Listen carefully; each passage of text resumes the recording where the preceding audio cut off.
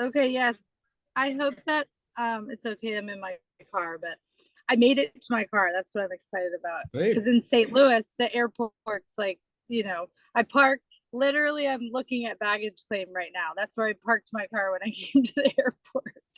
well, well, we Yeah. appreciate you taking the time, and you've got kind of a rushed day going on here, and so here you are on the call. So thank you, Rebby. Yeah, Uh, for sure. it wasn't that long ago that we celebrated you at Keys to Success, and was it Key? Sorry, it was NatCon. My bad. It was on That at right, yeah. NatCon. Um, Hmm. and you gave a very heartfelt, emotional speech. I mean, that must have been one of the highlights of your career, one of the highlights of your life. I mean, where did that rank in the pecking order of like celebrations for Rebby Sutherland? Yeah, so that it's interesting to think about that. Because I thought like leading up to it that I was like, I've been working for this for so long that it's like kind of like, here it is. I didn't feel emotional prior to it, but then I was so emotional like the couple of days after it, thinking about like, wow, like I can't believe that actually happened. So I will say that it was a pretty big event. I Hmm. felt way differently about that than organizational consultant. Yeah. I mean, especially when you put your heart and soul into it for 20, I mean, I don't even know that I lost track of It's at time. 2000. I opened up my office, so 18 years. 18 years. I mean, amazing. It was a great speech. And yeah, I mean, I remember the slide when we're looking at your owners, your org, and it's like, wow, you've really got some star power. You've got some real. I mean, I know you love your guys, and of course, you're biased. Like, Jamie, I've got the best Yeah. owners, but you do have an amazing team. I mean, well done on your part. You've really attracted a lot of nines, and so well done. Thank you. That's very nice. Yeah. Yeah. I mean, they're I feel like everyone is smarter and better than me at all of it, but I guess that's the point, right? I mean, Find those people. if I like to tell leaders around the country, if I see them multiple times, I'm like, hey, I got the good news and the bad news, my views on you and your crew. Like the last time I saw you, you were the number one person on your team.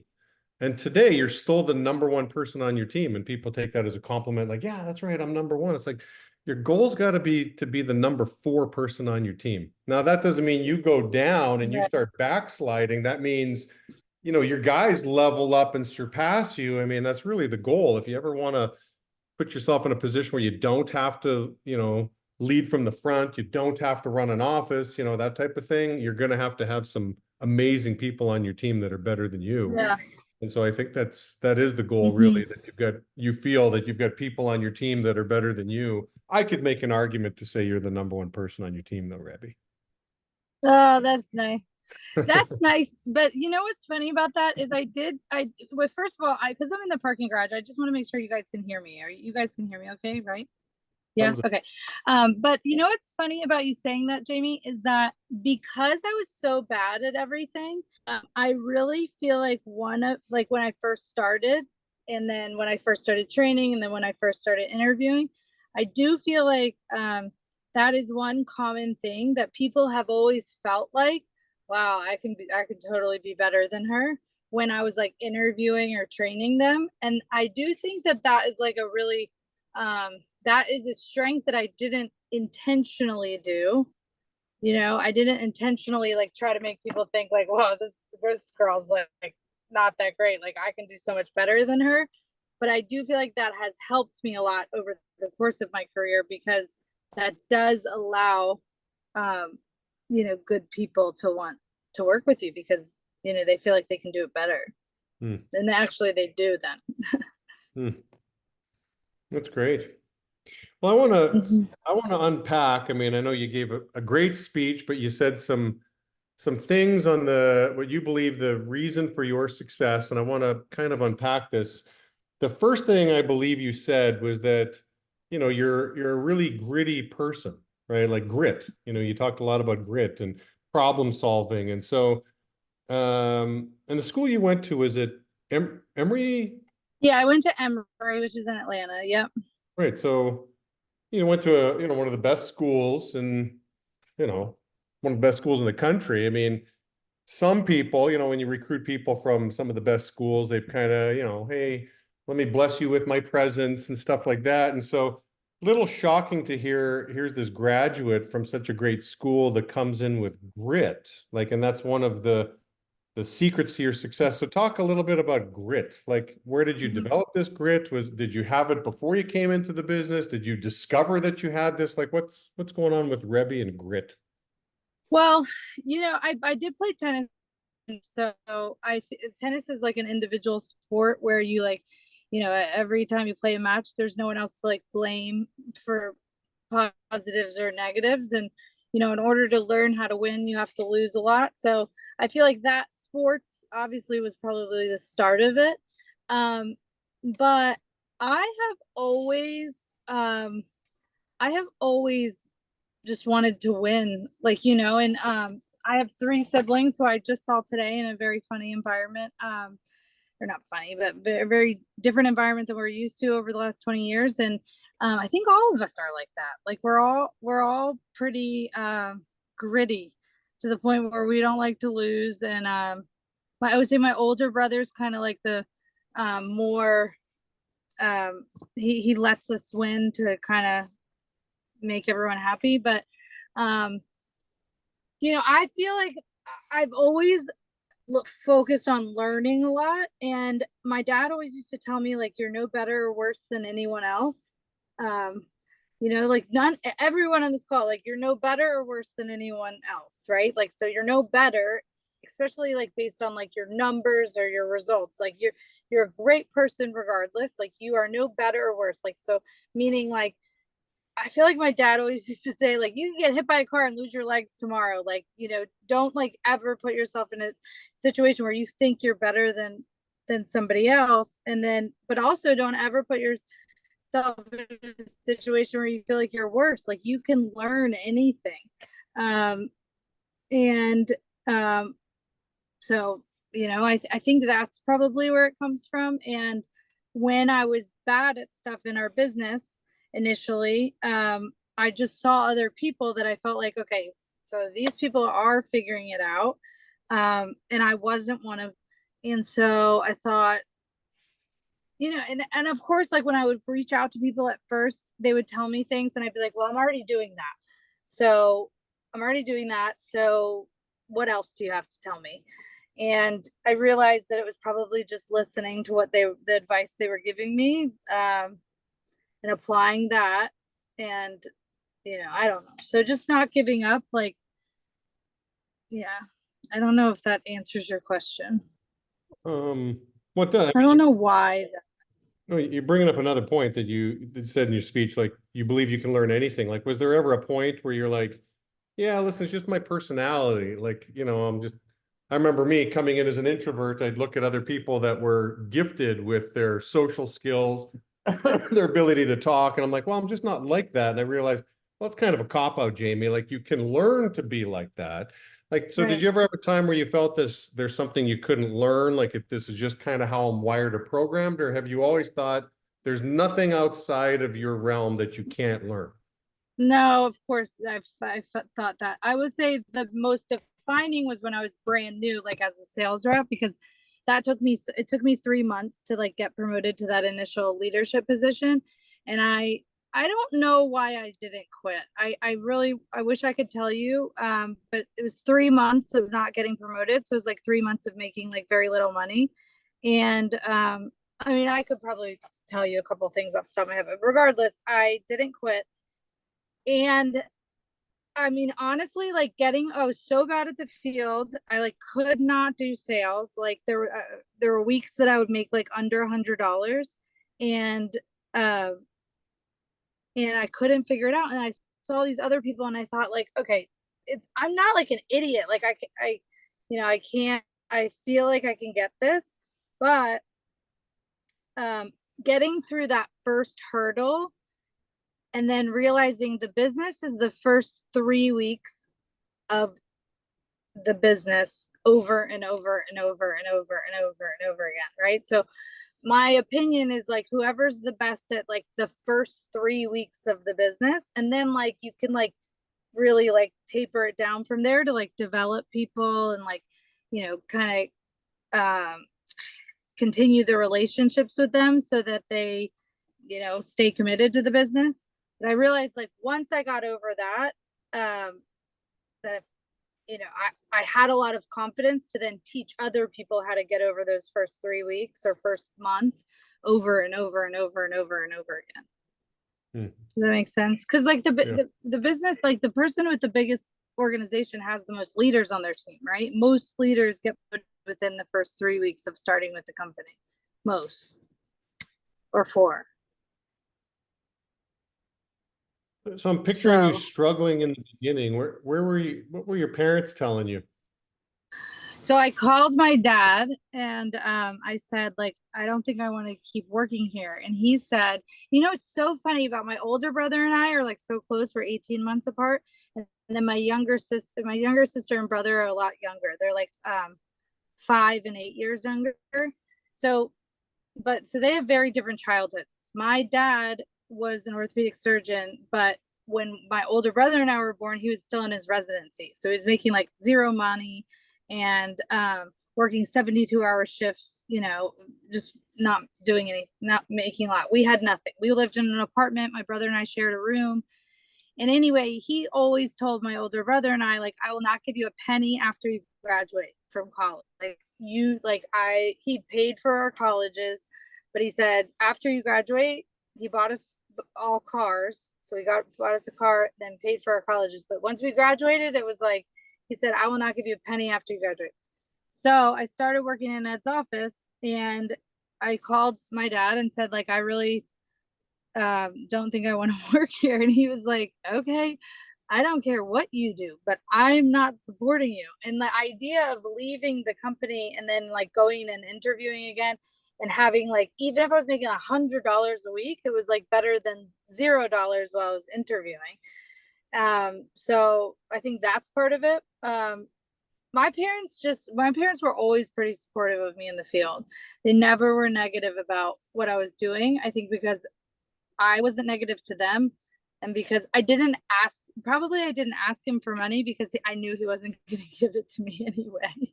Yeah. So, hi, Dean.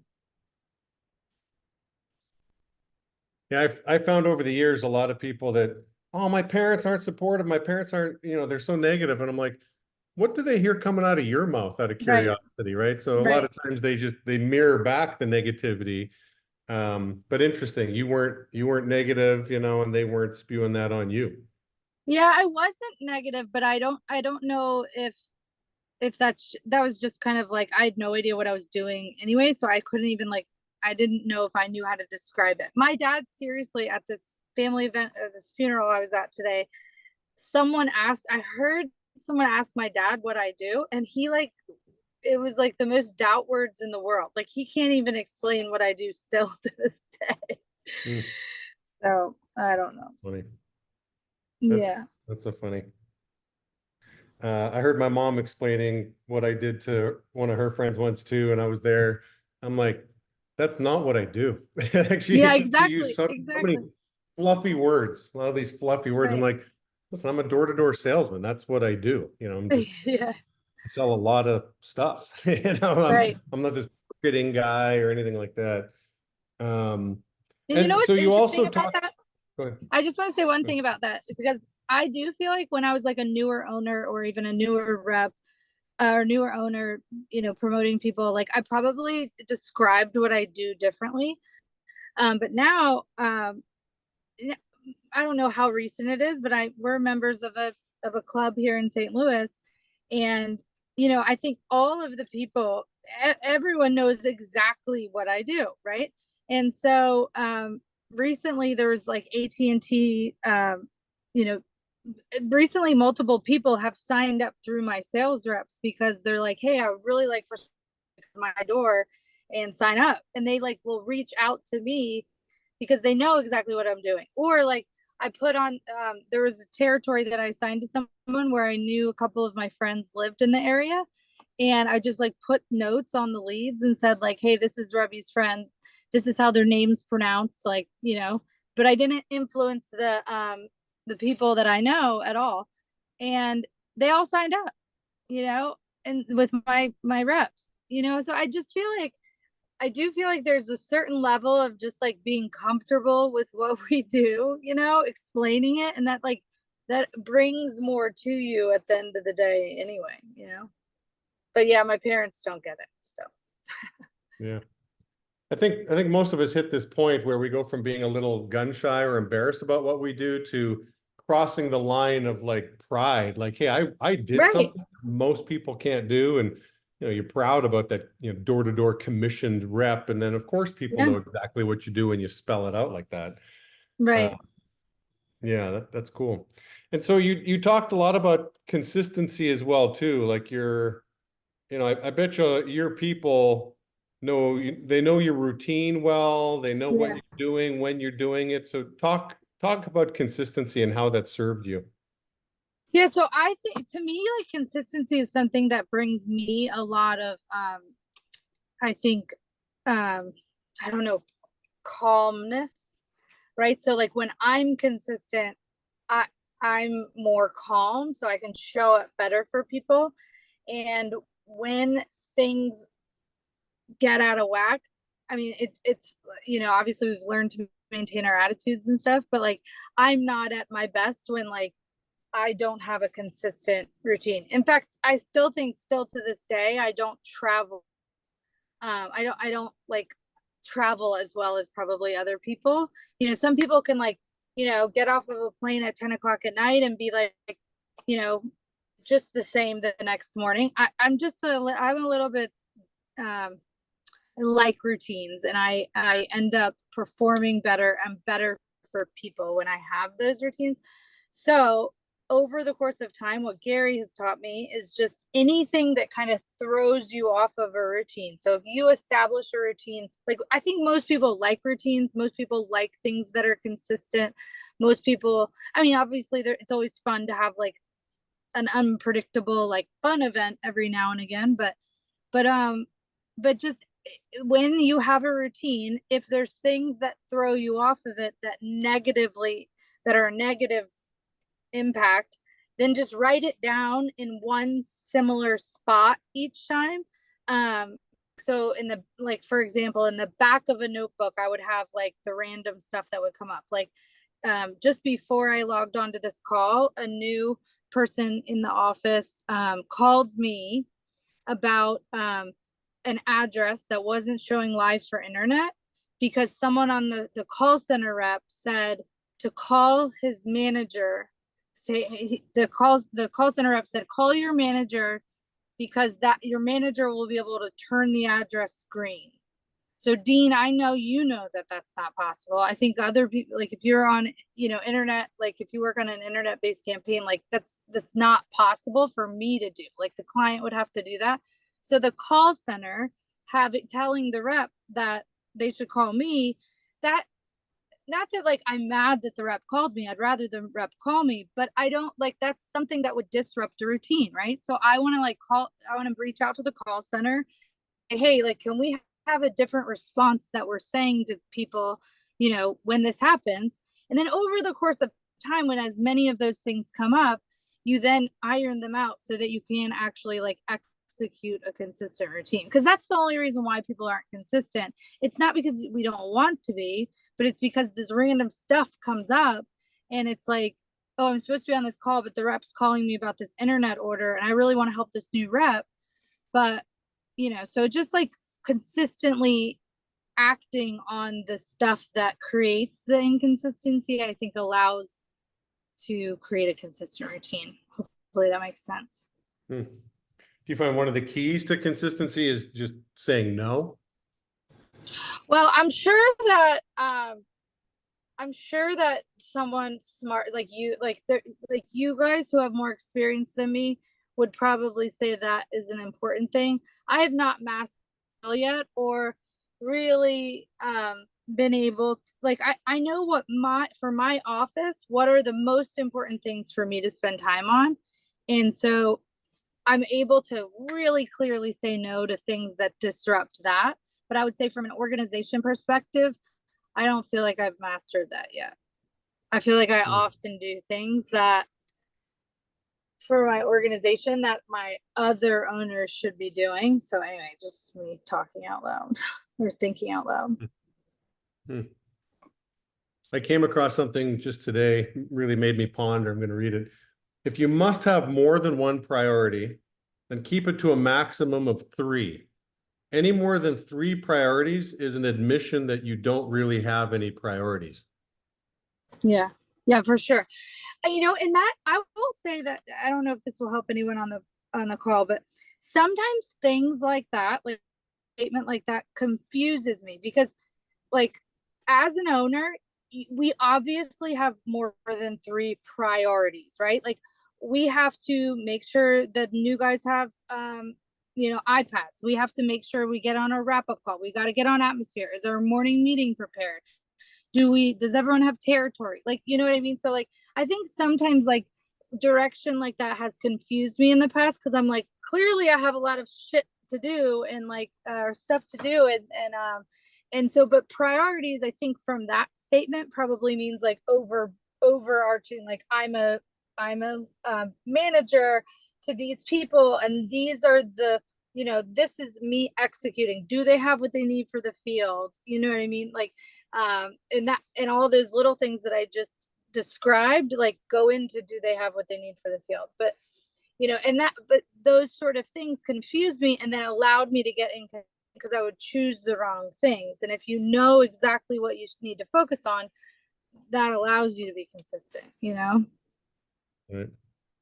Right. There's Anyway, always I going don't to know. be subcategories, just get clarity on what the big overarching pillars are, if you will. Right. But yeah, yeah. But We, sometimes when as an you're running an ICL owner, office, yeah, it's just all in your face. You got people calling you, right? people needing things, and Sure. it's like it's hard to remember those. But I think that's Hmm. a great quote. And just realizing that like, do people have what they need for the field to go and do sales in the field? That could be one priority, and then the Hmm. stuff underneath it, and then Yep. recruiting, and whatever else. Yep. Yep. Good stuff, Rebby. So questions from the gang. Let me open it up here before we end our call.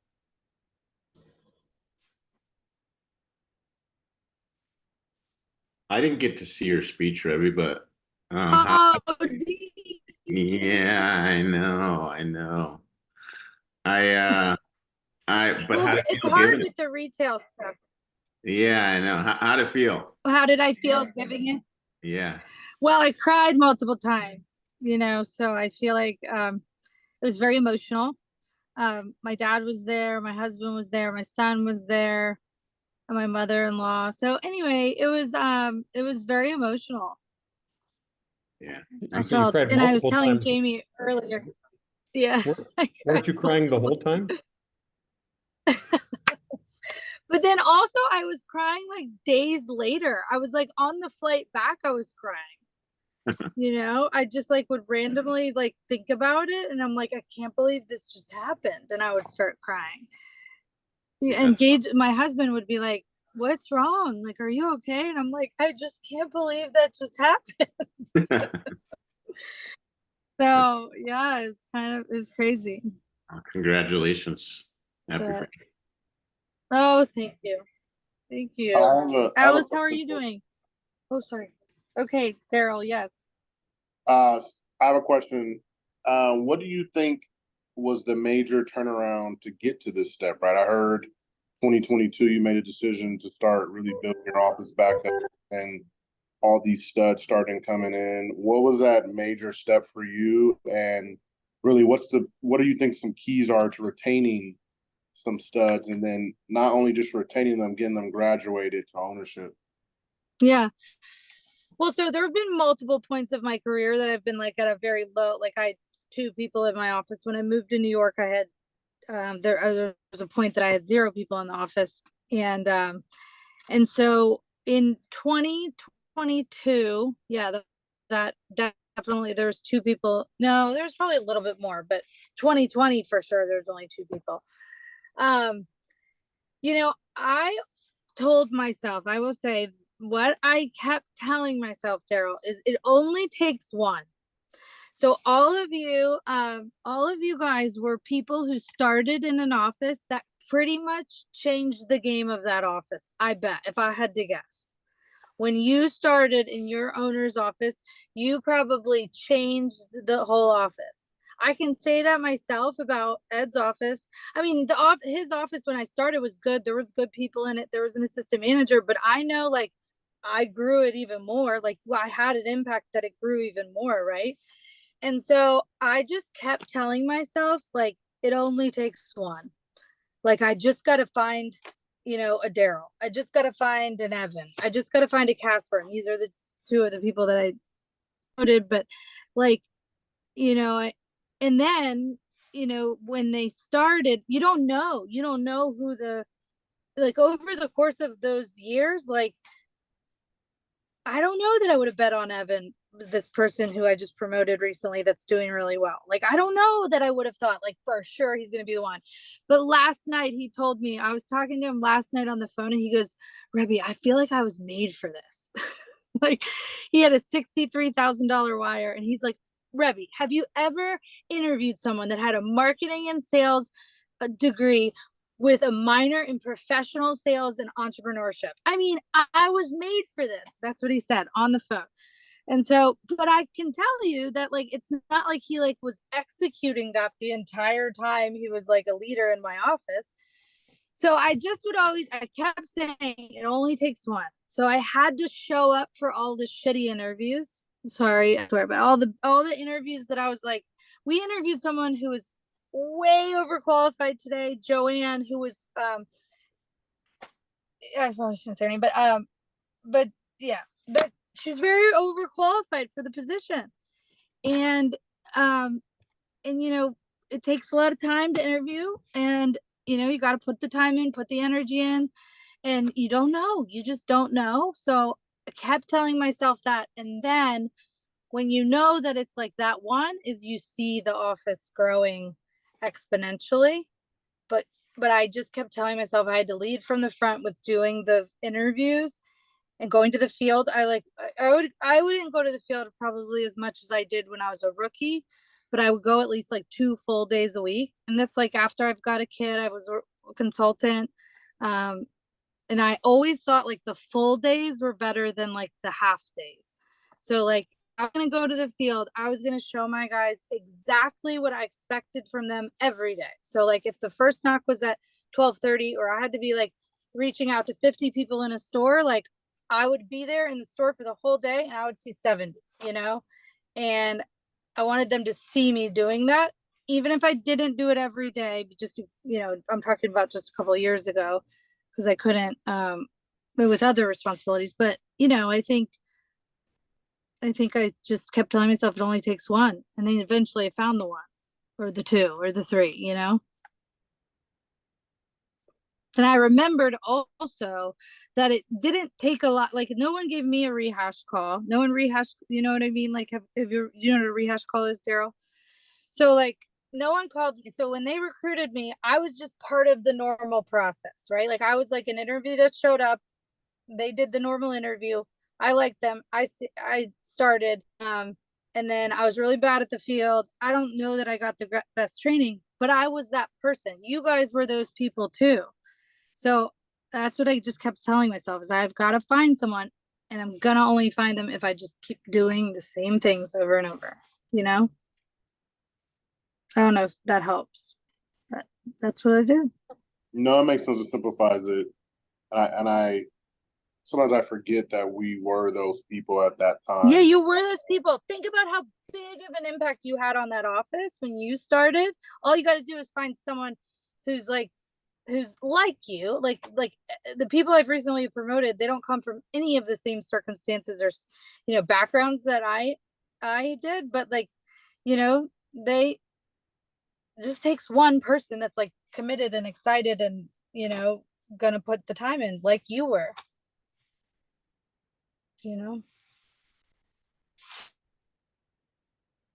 Thank you for that. It makes sense. Yeah.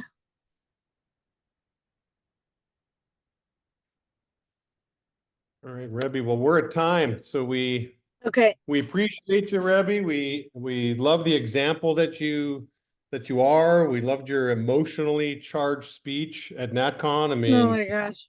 When you see the video, Yeah. don't like laugh at me crying, okay, guys? If you didn't see it already. yeah, no, Yeah. you did great. You did great, Rebby. Okay, Thank you so thank you. much. We appreciate you. All right, no worries. Good to see you guys. Really Thanks, good to see Rebby. everyone. I'll talk to you guys soon, okay? Thank you.